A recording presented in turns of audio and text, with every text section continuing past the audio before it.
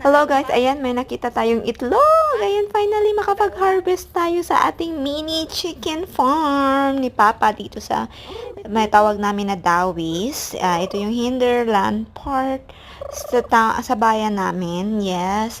And ito yung mga chicken namin. Mixed sila. Mixed breed. At saka meron din kaming native. Konti lang sila guys dahil nga mini farm charot. So marami kami na harvest na itlog at ito pinapakita ni Papa. Sinabihan niya ako na may na-harvest ako everyday. Ayun, pinik na niya yung isang itlog. Which is maganda din guys, ayan free na yung itlog, hindi ka nabibili dahil ang mahala ng itlog ngayon. So ayan yung mga itlog natin. Ayan. Thank you Lord for the blessing. Ayan, mix talaga yung itlog natin. So hintahan ka pa, hindi na tayo bibili Ganyan siya kalaki, ayan.